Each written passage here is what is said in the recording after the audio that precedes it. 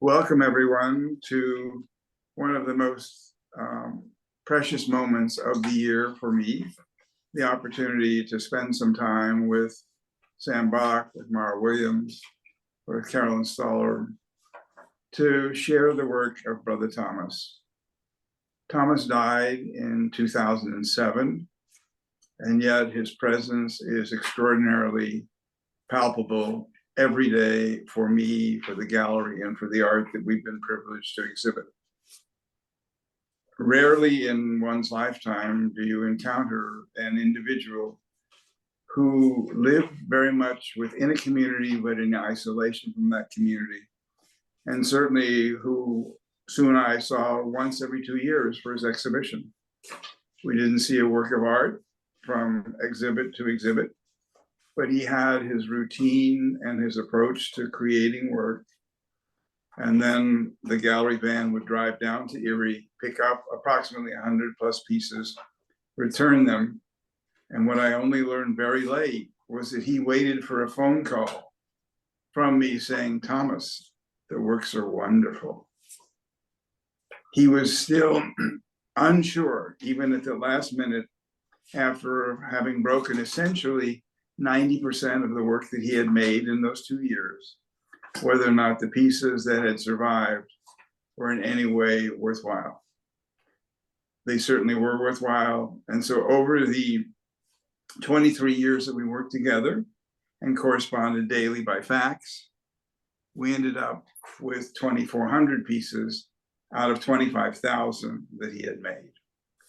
So this is an opportunity to once again visit the universe of true beauty, the world which Thomas sought to create and was humbled by with each and every piece that he created.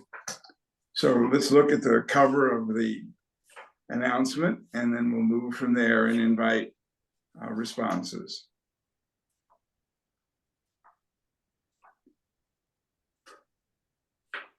The universe of true beauty. Thomas, in the later years, wrote a fax in which we found this quote: "Consciousness of the beautiful will save the world." I must say that when I read that in the context of his comments about life in Erie, in the monastery, in his studio, in the inner city, it didn't occur to me how important it is to realize that he was consistently on a path to the beautiful, which was an inner spiritual beauty. So we're going to spend a little time looking at the works and sharing those with you, with the hope that you too will be invited into the universe of beauty. Next image, please. Well, I can say that I must confess some problems that I have with the words that try to define here the work of Brother Thomas. And the problem that I have comes from him. When he was in the last month of his life, we had telephone calls, long telephone calls. And a lot of these telephone calls were about the use of words speaking about art. He was convinced that words that define art are a kind of arrangements of very poor relatives. That there are no words that can really speak of art. And we spoke about it. I mean, you use here the word beauty, which means everything and nothing. You use here the word universe, and then you would ask yourself, what universe? We live in a world of universes. And also the true and the not true is also something that we spoke a lot about it with Brother Thomas. So he confused me. He confused me enough to be confused now when I see these works, which are extraordinary. I have seen museums, you know, with porcelains and so on, and I believe that he was simply the greatest human creator of porcelains of all times. I have no doubt about it. And this is because, for myself, I knew that there is craft and art. And I knew that craft is something where you develop an incredible ability to do things, and you can learn it. While art is something else. Art comes from a certain talent and so on. And then by seeing his things, suddenly all these perceptions fell apart. His art was definitely much more than just a craft. It was the kind of a creation of the sublime. At the same time, it was not only the creation of a form, but there was always this an almost magical formula to use the power of, I don't know, of the sun, of the nuclear explosions on it, on what happens to materials when they transform and when they give you gifts. The gifts of fire, where I remember was one of his. So there is something mystical, there is something magical about it, and they are art because they are useless objects. Because art is a useless thing. I mean, you have a cup, you have a bowl, you have something that can be very beautiful, but you can use it. Art is a useless thing that you put on the wall sometimes to think in terms of aesthetics. I'm speaking of our time. Of course, in the past, art was a portrait of a nount, a portrait of a king, a portrait of a battle, a portrait of, when art was narrative, it was useful. But it little by little became an expression of pressure, of tensions, of peace, of war, of whatever, but very much in the eyes of the beholder. So I would say that his works, I wouldn't put anything into a bottle of Thomas. I wouldn't put anything into a bowl of Thomas. No, they are just as they are, perfect. They contain everything, and they become art because they are useless. So I don't know. I mean, the confusion of the words about using words speaking about art that he injected into me is maybe now coming out for me. I love it. I think, Sam, you're absolutely right, that Thomas was humbled before what he created. And I must say that when we received the list of the 100 pieces, each one describing the glaze and the height of the piece, he measured them. There may be 1 or 2 stars next to number 1 and 2 in the list. And those are the pieces he thought he liked at the moment he sent them. But he was always unsure. He was unsure before his own work. And that was one of the reasons, I think, that he broke 90% of what he made. Because once you have fired it, it's irreversible. You can't take a paintbrush and smear over it to hide something that you think you didn't want there. So there was a very, very rigid regime that he followed in creating and sharing these pieces. Mara, I'd like your thoughts as well on this unanswerable set of questions. As Sam was talking, there's a little chuckle in me with the philosophy background that I have. I'm like, well, what we're talking about is the ineffable. Like the alchemy and mystery of life and of art. I mean, it doesn't have utility. Is it necessary? I think it's necessary. I think a painting is necessary, a sculpture is necessary, this vase is necessary. Because it adds to my intellectual, spiritual, and sensory life. It's a joy to look at. And so it's interesting to me in these sort of philosophical questions that Sam brought up, that Father Thomas clearly thought about a lot, Brother Thomas. Your pottery is sort of the perfect vehicle of what's the interior that you can't actually get to in a vase like this? What's the exterior? What's the lung of this piece in essence? And it's sort of the mystery of life itself. When you start thinking about both the form and the non-function of Brother Thomas's pottery. It's lovely. There's a quote of Thomas's that I would share, which is one I had intended to later, which is, skill and art are not the same thing. The only real measure of art is astonishment. The only real measure is astonishment. And quite frankly, given, and pottery is not my area of expertise. I've thrown a couple pots in my life so that I would know the materials. I've looked at a number. I have friends who are collectors and quite sophisticated in their viewing. That Brother Thomas's work, I would say father because, I mean, I know brothers are Catholic too, but my upbringing and idea of reverence, I always say the word father. Brother Thomas,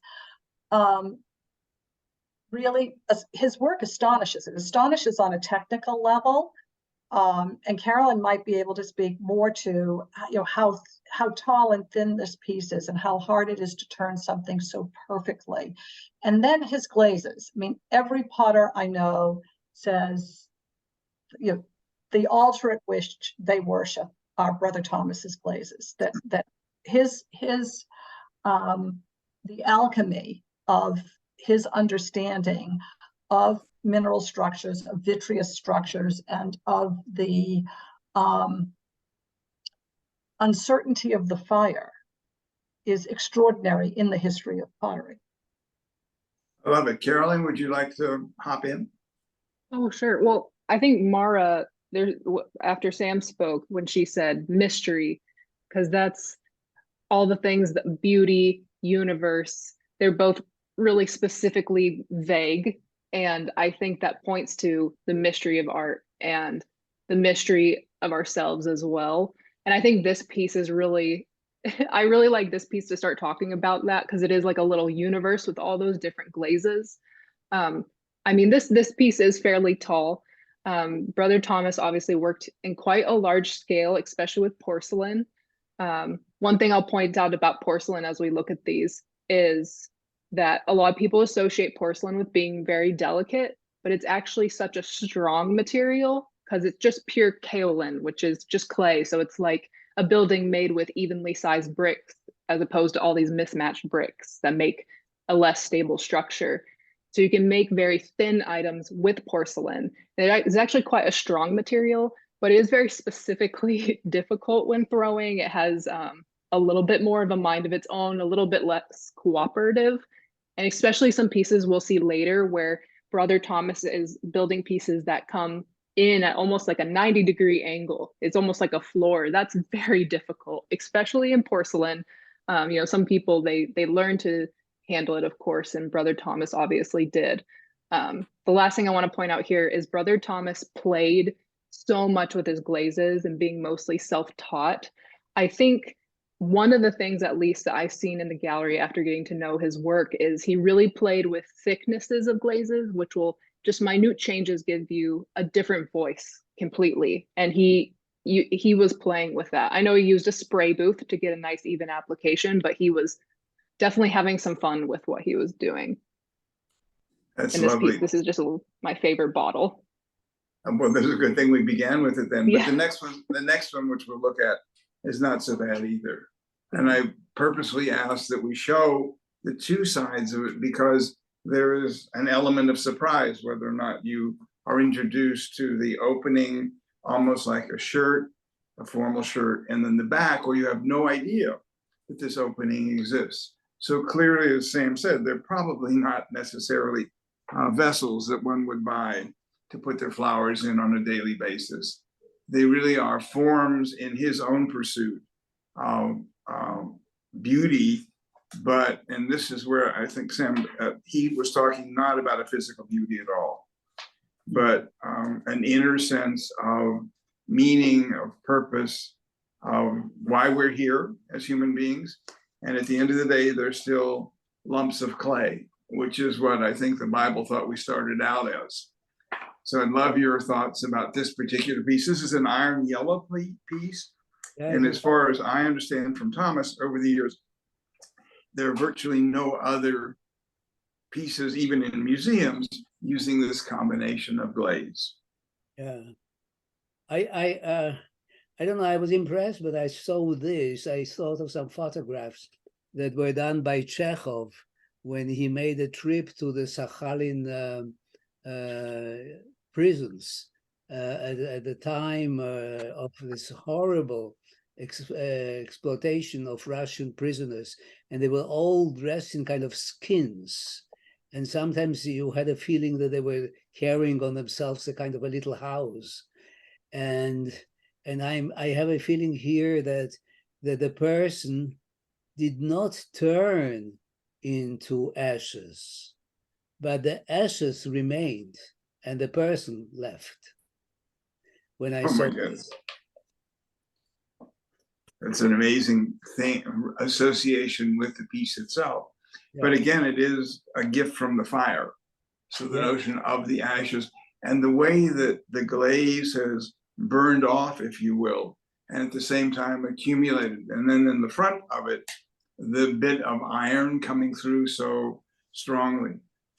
Mara, what are your feelings about this piece? Well, what I'd like to point out to our viewers, particularly if they're not experienced in looking at pots, and vessels, one of the things you look at to determine the success and proportion and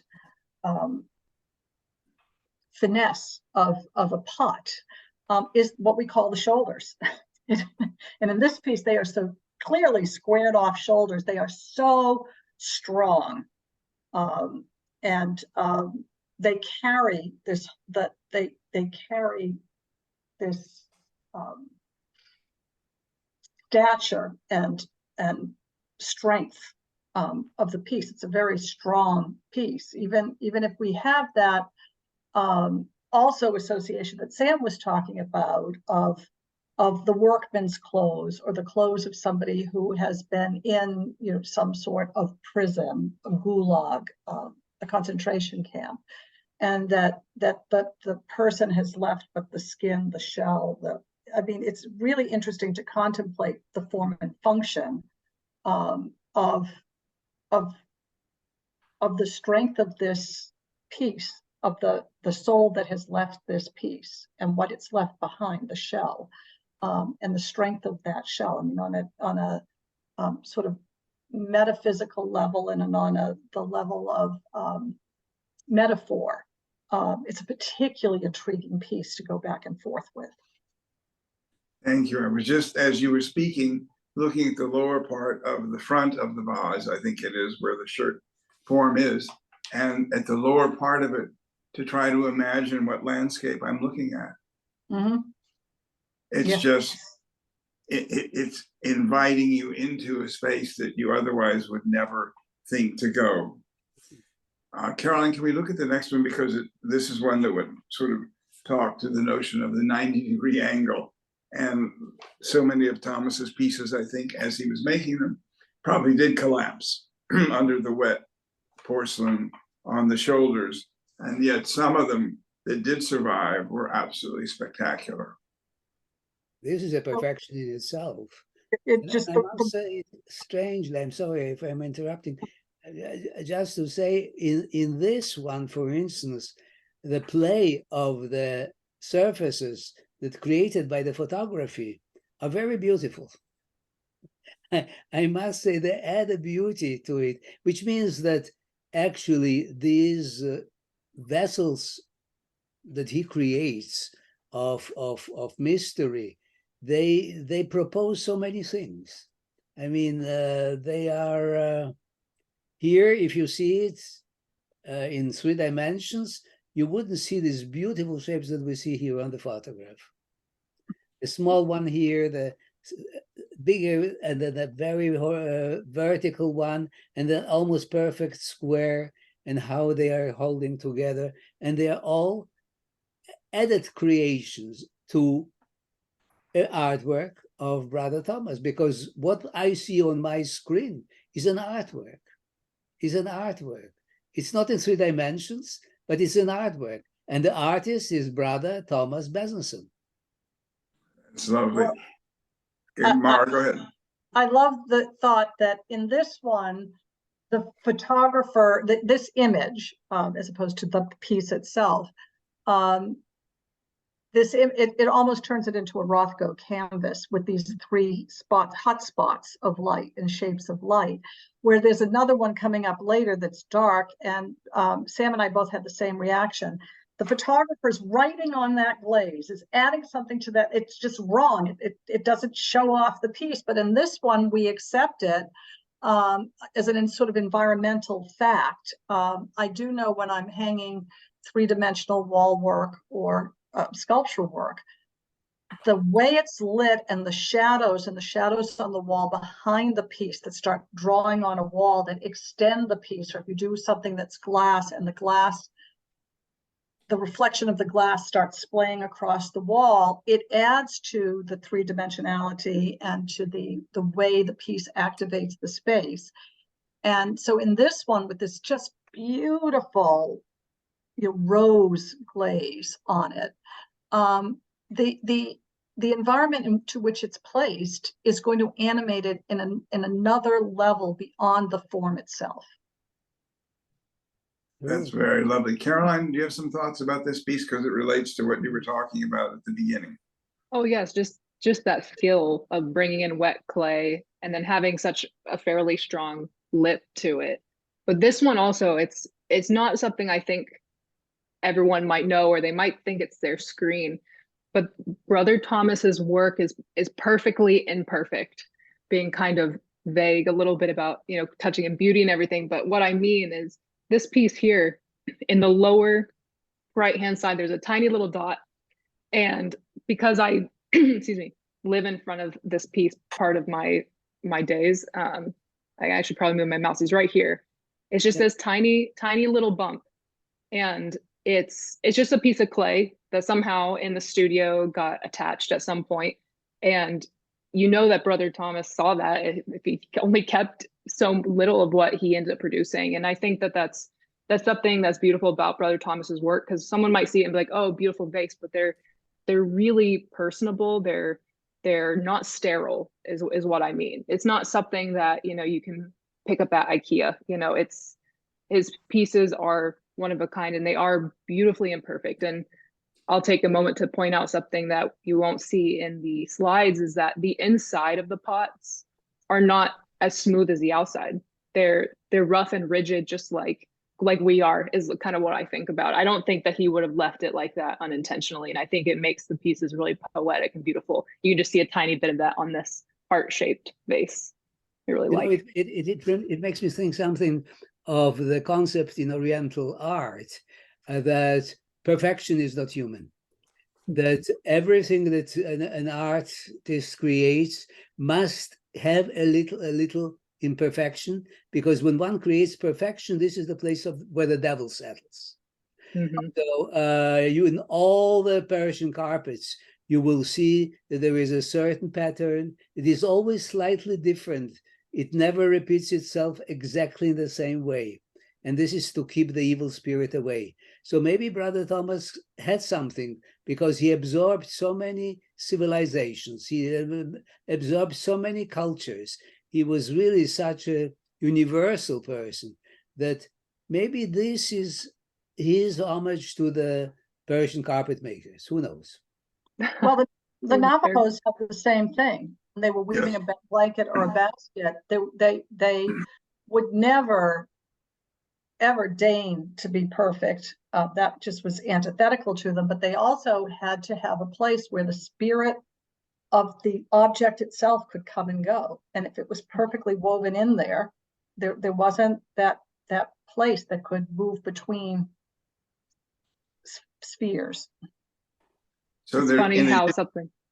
Sorry, in addition to everything else with the copper glaze pieces, which this is, they tend to vaporize on the edges. So you have this very beautiful white definition of the porcelain coming through at the top and at the bottom. So the form itself has those 2 horizontal definitions, and yet the piece itself is voluminous in its beauty, but also its invitation to really just luxuriate in the form itself. So let's look at a very different form of Thomas's in the canteen form, which is one of the few forms that he did multiple times, almost all hand built. So they're not from molds. And then he approached the surface of it as an opportunity to create new patterns. So we've shown 3 different views of this, one side, one the other, and then just the very edge of it. In this case, because the glaze moves around it. And he made up the title, obviously, that it's a tea dust glaze. His desire to share glaze formulas was not part of his lexicon. Sam, what do you feel about this piece? I must say I admire these pieces. These are for me rather paintings. I mean, they're paintings done not on a square shape, but on a round shape. Okay. But the thing that I see inside is somehow floating in the space, holding on, almost immobile of some sort. But the perfection of the energies in each piece, the tensions in each piece, and the interconnections between them, that remind me somehow Greek islands or something like that. I think they're very, very, very handsome, and I think that they certainly show that Brother Thomas was not innocent of what was going on in the museums of his time, in the art of his time, what the various artists were trying out, and he was also a great master in the purely decorative aspect of his work. Well, what I love in these pieces is that there's the perfection, symmetry, and stasis of the form itself. And then there's the movement of the glaze and the energy of the glaze. So it's this wonderful interplay between solid, stable, equipoise, and then this sort of slashing energy and colors and fringes and movement and feathers. And I just love the interplay between those 2 things. And Caroline? Oh, well, I think since I started at the gallery, I always said I want to do a show of just canteen forms. I think what I like about it goes back to what Sam was saying in the beginning. I mean, it's a form like a flask that would be, on your hip as you're traveling, as you're sojourning around, where you keep water in it. And it's basically become a vase, but, we call it canteen form vase. And I think that's just really an interesting thing to think about when it comes to what art is. But when I was thinking about that, I thought, oh, well, Brother Thomas's work, it really sits, it's like, well, it could be ancient or it could be modern. I'm like, no, not really. I've never seen anything like his work. It really sits outside of what is expected, both ancient and new, yet at the same time it is timeless. And I think that speaks to who Brother Thomas was as a person. He's really quite a unique person. I would have loved to have met him. So Thomas does have a quote that I actually had set aside: what is old and beautiful is always new, and what is beautiful and new is always old. So maybe you have some confirmation, at least in writing, from Brother Thomas related to this piece. But also to look at the next slide, which is again a canteen form, but a whole different explosion, both of energy, of color, of design, of form, and it transforms the shape itself. The shape becomes a pretext for the opportunity for Thomas to create another vision for us. So Mara, your thoughts about this? Well, immediately, I mean, part of it is sort of sepia tone and the ochre tone. You go to something that you said about the jacket piece, that there's a landscape embedded in here. It's a very mysterious landscape. Having last year gone to Bryce and seen the hoodoos for the first time in my life, although they're definitely orange and red and not these beautiful ochre tones and sienna tones. There's that mystery of how did it get created? It's primordial in some way. It's the movement across eons that creates a landscape, so unknowable at once, and yet as sort of mysterious and beautiful, and might I say sublime, as it relates to the awe and splendor of nature, the awe and terror of nature. It's sort of got that kind of vastness and energy in a very small surface. I was going to mention that, but thank you for doing it. It really is. It's, what is it, 10 and 3/4 inches in diameter. So it's a very, not a large piece. I think about these in contrast to some of the large stained canvases that go 15 or 20 feet. And somehow encapsulated into this form is that energy and burst of energy. Sam? Yeah, Any it other thoughts? makes me think, of Dutch painting. It makes me think of these sometimes very small paintings that try to show immense spaces. Like, for instance, the Son of Bruegel. And I look at it, and I look at it as a landscape, and these little black dots become for me some people, and all I can see the Dutch painter who works with a tiny brush that has only one hair on it, and he creates these little figurines there that get lost in this enormous mountainscape. This is amazing how size doesn't mean anything once the human vision goes into it, and then you project yourself beyond it. It's a lovely way to begin to look at these and many of the other pieces in the show. And it is an ongoing invitation to anyone, anytime, to visit or to go online, because so many of Thomas's works now are available in that format. Let's look at the next piece. So this is a piece that we tried to photograph, moving it around, and were patently unsuccessful. So I'm going to ask Mara if she would describe the piece a bit, and then we can talk about it as well.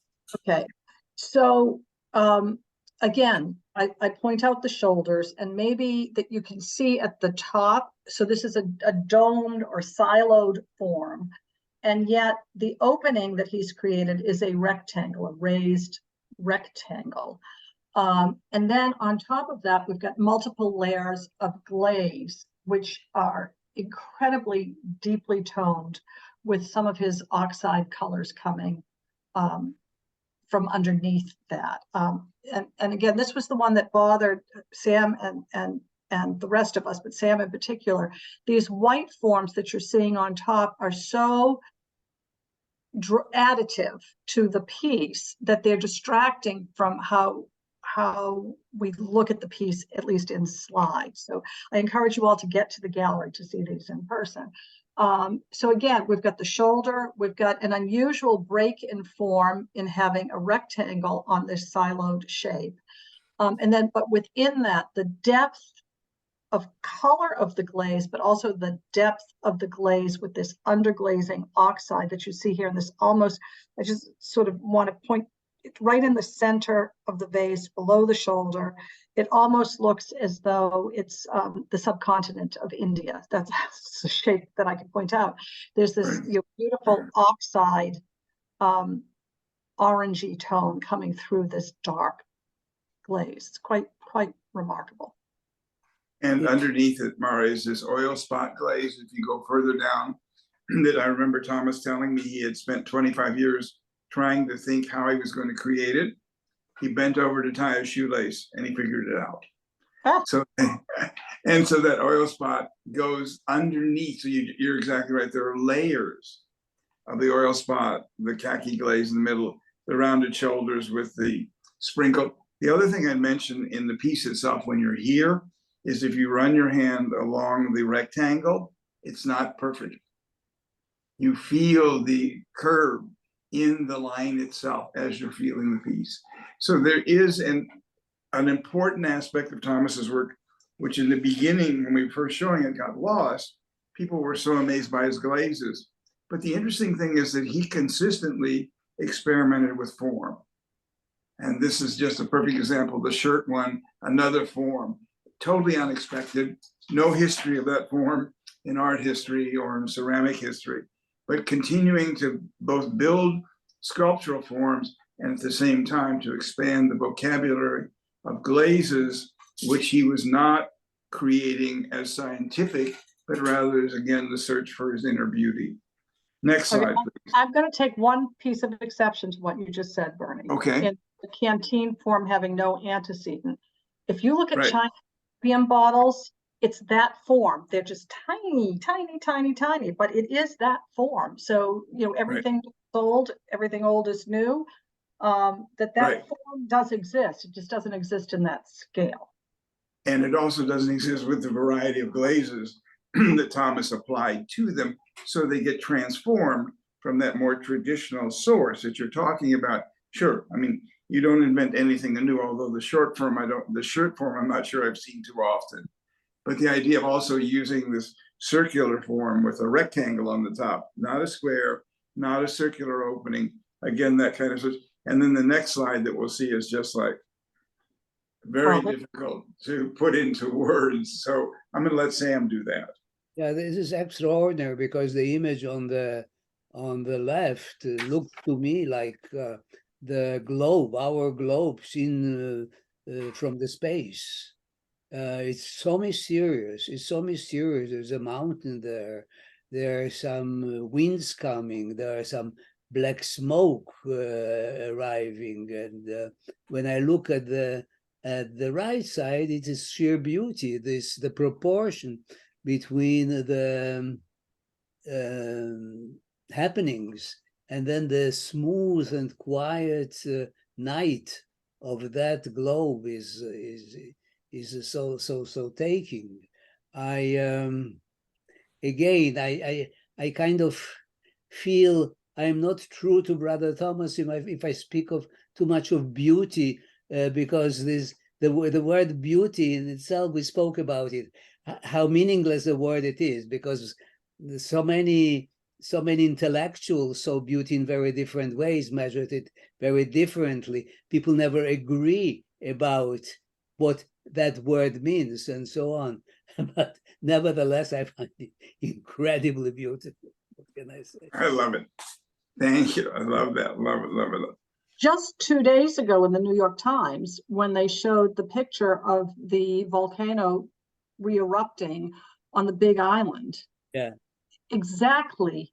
The aerial view is exactly this glaze. How the fingers of lava come down, how the hot lava and the cracked black lava as it's cooling. It's just extraordinary. And the essential ingredient to any work in clay is fire. Yeah. And so this sort of the ability of this piece to actually capture what the inside of a kiln, or what the volcanologists see and study in Iceland and in Hawaii and any other place we've got an active volcano field and lava field going. I mean, this piece just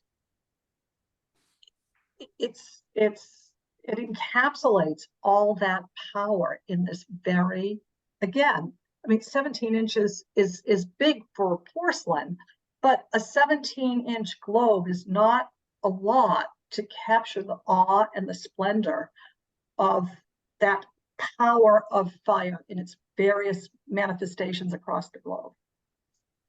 Caroline?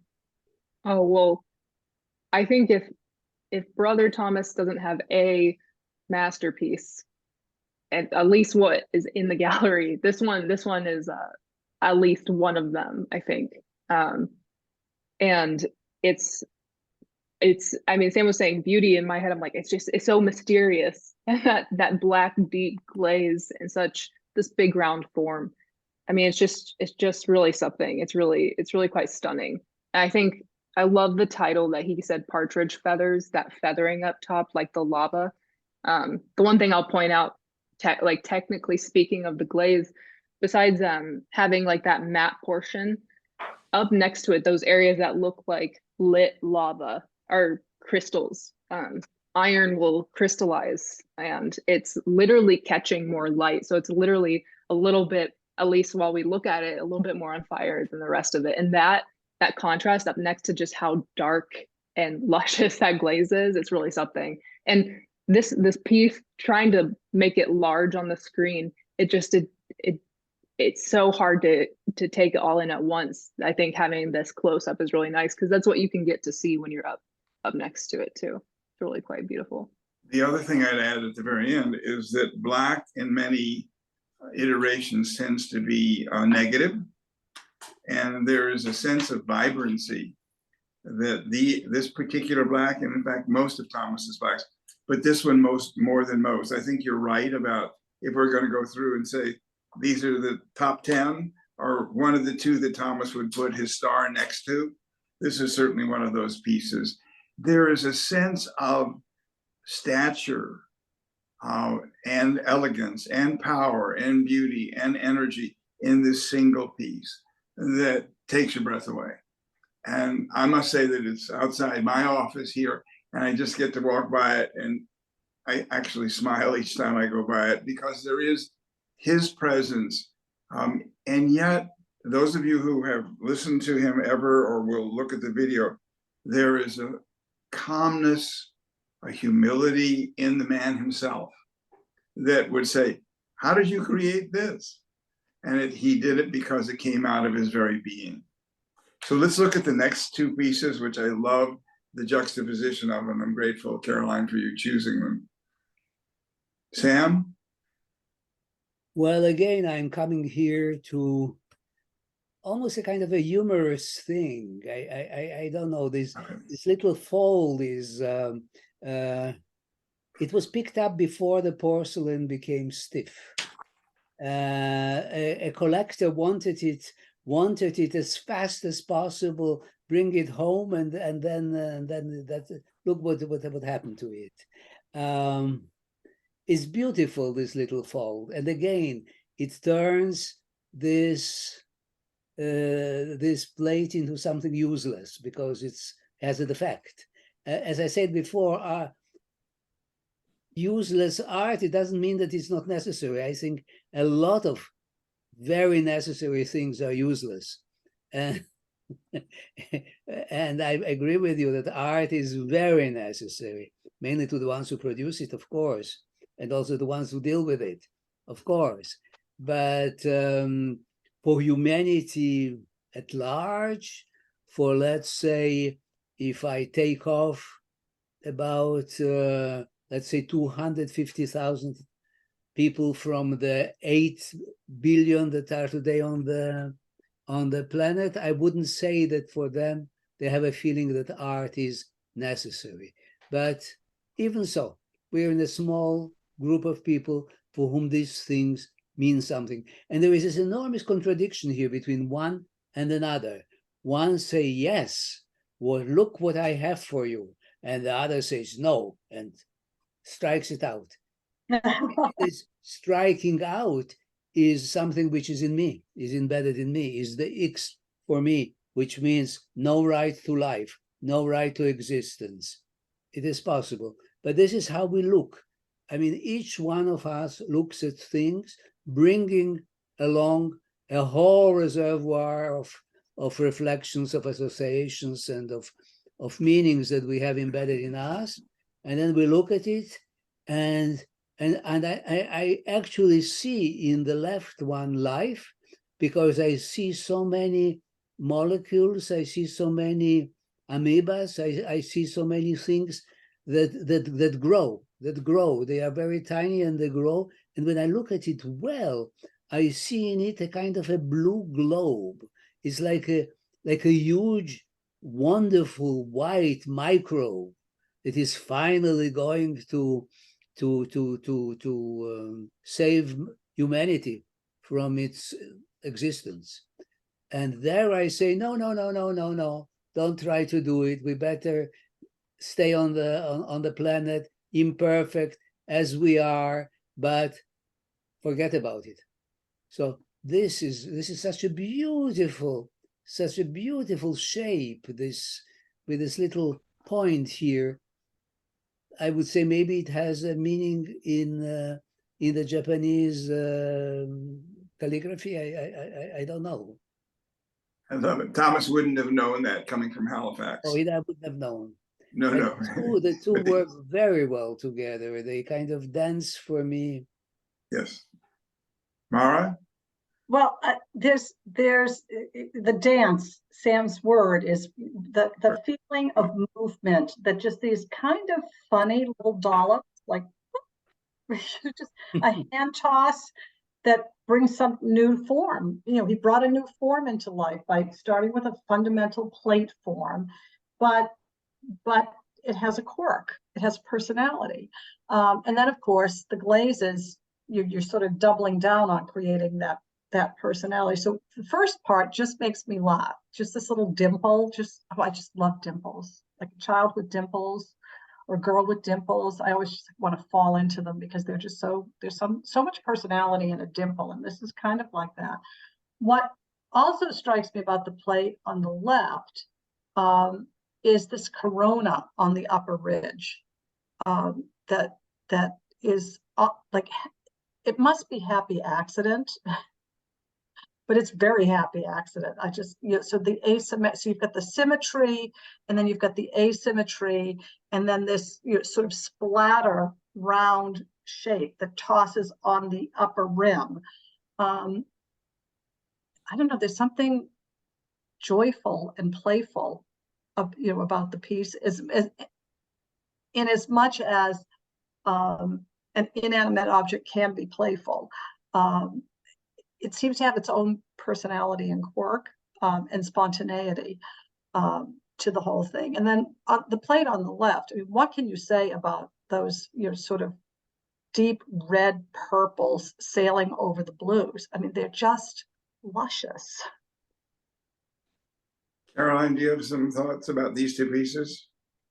Well, I think the thing that stands out to me the most is, other than, I mean, the glazes are just so much fun to look at and how different they are. They're like exploring a little world.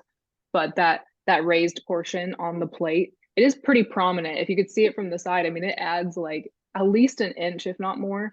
There's an American potter, he's no longer living, Peter Volkus, who made these ginormous plates. He did sculptures as well, but he'd very much edit them to a point where they weren't useful. And these pieces, I don't think you would use them because they really are just, you could, though, is I guess what I'm getting at. He's so much more delicate about it, lifting that piece there, and it becomes more sculptural where you're like, oh, well, maybe I shouldn't, because it was just so nice. But it makes me think of that, how different that touch is. And he's not marring the plate. He's really adding an adornment, like dimples, like what Mara was saying. Yeah, they're like little dimples. So I think that's a lovely way to think of Thomas, because he was consistently on a journey. One of the quotes that we often use is risking and dreaming your primary acts of creativity. And he meant it.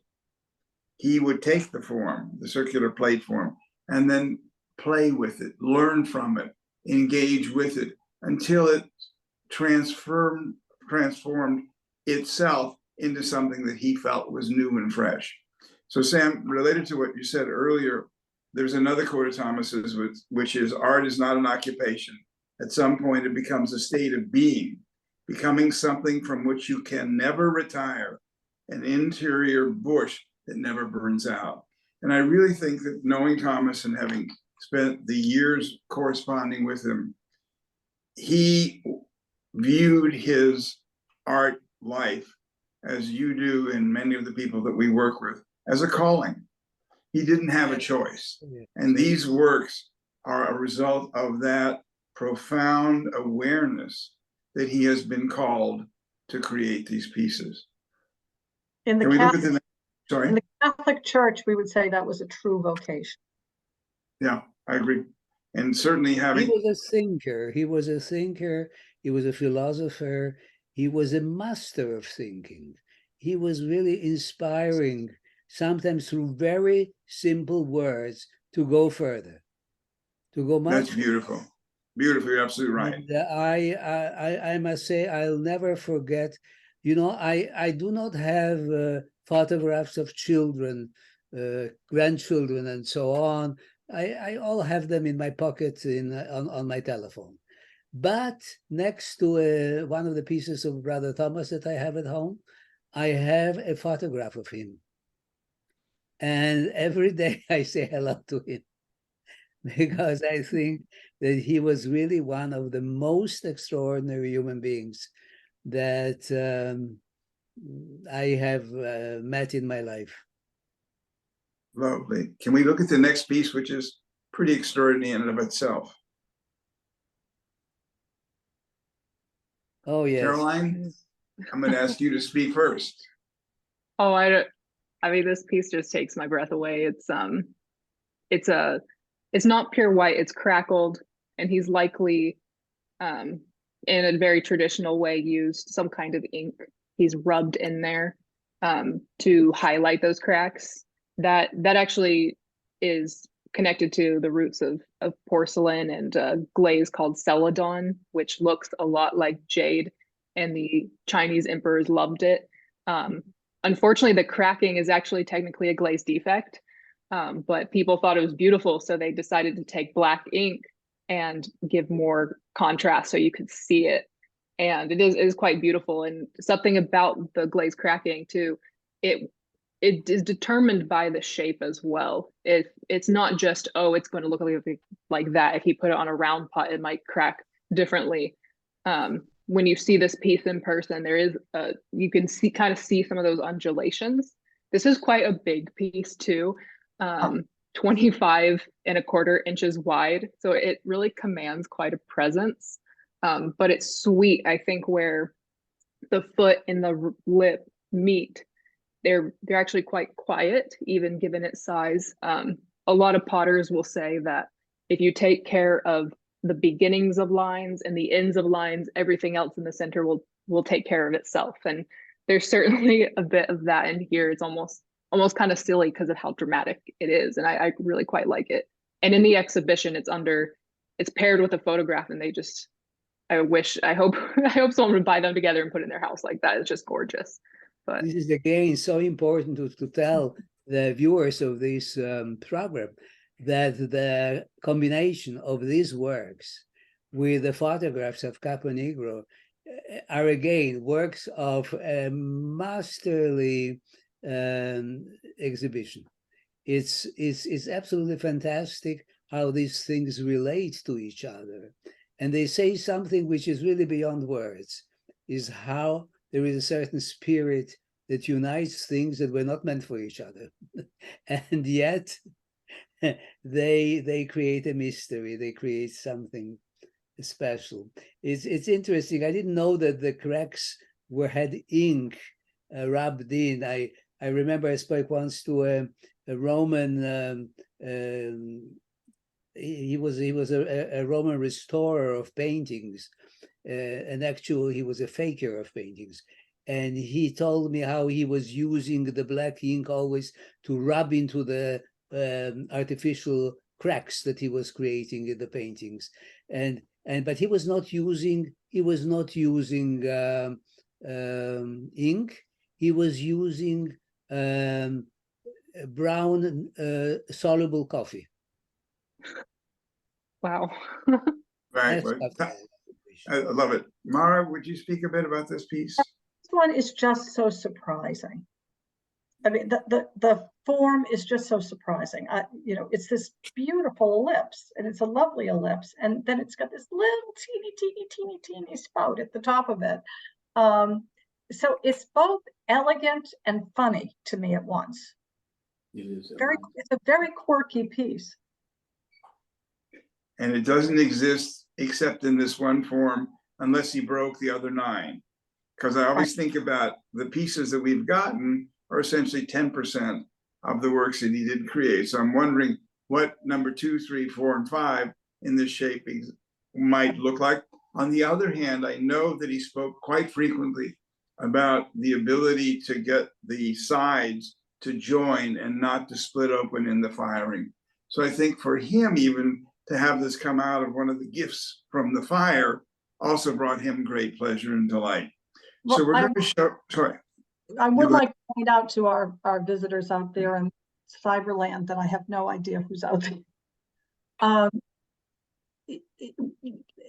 Positive and negative space. So we can imagine the space inside here, and we can imagine this little opening out. But what we can see just in this photograph is this itty bitty tiny foot and the elegance of the line coming up and this tiny triangle that curves on either side of this. So it's nestled into these two little teeny curves of nothingness, but he has created something wonderful in pointing those voids out to us. I love it. Also, the photograph does give the shadow on the left-hand side as you're viewing it, and then it's just a silhouette on the right-hand side. So it gives you a sense that there is something mysterious waiting for you when you come to visit it. What we did next didn't quite work the way we'd intended it. It's a clip from the documentary that was done in 1991. What we're looking at on the screen is Brother Thomas at the wonderful park called Ryoanji in Japan.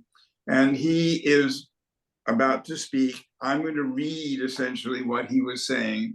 And I apologize for not being as fluent as he was. The thing we all strive for is to shape our humanity in the image of God, to do good, to stand up for what is true, create what is beautiful, and live for what unites and does not divide. And that was who he was. He brought an enormous integrity to his life and to every one of us who was touched by his life. And his work then becomes the manifestation of those words. And it's been an incredible privilege to work with him when he was living and to continue to work with him today. The last piece I wanted to share, we want to share with you, is an extraordinary piece again.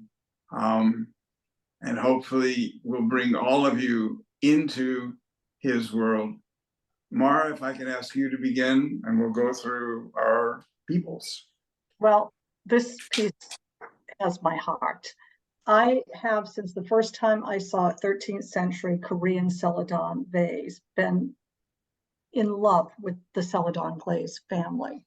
And I don't think I've ever seen a piece that is so elegant and yet has its own person. You know, sometimes when you see something that's elegant, it's just perfect in every way, and it's precious. There's nothing precious about this. It's got too much personality. The asymmetry of that dollop, again, like the dollop that I like a dimple in the plate. And again, the positive and negative energy, the thought about inside and outside of these vessels that he created, that if you are living with it, you can experiment with looking inside and touching it. The rest of us in the museum world or in the gallery would not dare to touch it because I'm not sure I could afford it. But just the softness and mystery of a celadon glaze. I cannot, for people who have not experienced a really brilliant, not a commercial celadon glaze, which you can sort of buy the color anywhere, but the glaze itself with its the depth that goes into this mysterious soft green blue gray, because they can be very different. And then this feeling on this piece of just a zephyr wind or a cloud passing over you. It's like he almost touches you the way the wind or the universe touches you when you're outside on a beautiful day. Lovely. Sam? I saw in it those beautiful clouds, but then like the Renaissance painters, I started to see things in the clouds. And then suddenly popped up here a kind of a crocodile that is being eaten by an even bigger monster. And since then, I cannot see the clouds. And I see the crocodile with the two eyes and the open mouth. And but that's okay. That's perfect. Okay, that's on the contrary. This tells you how very rich, how very wonderful these things are. And even if you are forced to see the crocodile. And Caroline, after the crocodile attack, I see the crocodile now, but I mean, yeah, it's kind of like looking at clouds. But It's okay. I guess I was thinking of the clouds as well, that these marks, because I'm thinking in the studio, how is he doing this? And he's using multiple techniques with the glaze, and how strong the marks are, yet they're not aggressive. They're just they're strong, but yet they're still soft in how he's done it. It's not a quick, a quick throw or anything like that. They are still applied gently, but like with a firm hand, very, very lovingly, how he approached the surface. And I also think this is a good one that we're ending on, given that lip. You could say it's like maybe petals, but I always think it's kind of like an infinity lip, because when I look at it from the side, which is what I would in real life, it's it's just kind of a little infinite symbol for me, is kind of what I think about. Lovely. I must say, as we come to a close, which I don't intend to really close, but simply to say, please, if you are anywhere near the gallery, visit the exhibition. The combination, as Sam pointed out, with Paul Caponegro and Brother Thomas is really one of the most extraordinary exhibits that I think we've ever done. Thomas's work has its beauty and its legacy. And I just want to mention briefly that when he was ill in 2006, 2007, I approached him and I said, Thomas, we've sold 2/3 of the work you gave us. What remains is about 800 pieces. And what would you like to do with those works? And he said, I would like to help struggling artists. And I asked him to write that out, which he did. And eventually the works came to the Boston Foundation here.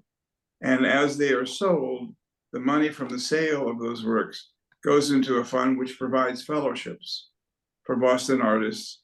And as of September the 28th this year, 95 artists in the city of Boston and environs will have received checks for $15,000, which is nearly $1.5 million.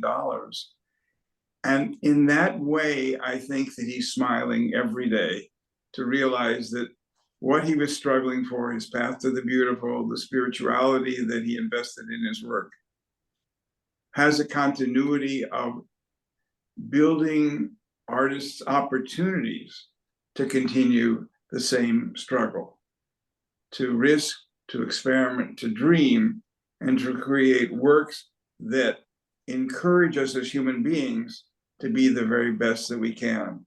As he said, so that we can unite and not divide. So it becomes an opportunity and challenge to share with you and to thank each of you, Sam, Mara, Caroline, for wonderful responses to Thomas's works. And it just consistently made me smile throughout the entire hour that we were together. So thank everyone for being with us. You're most welcome. Thank you so much.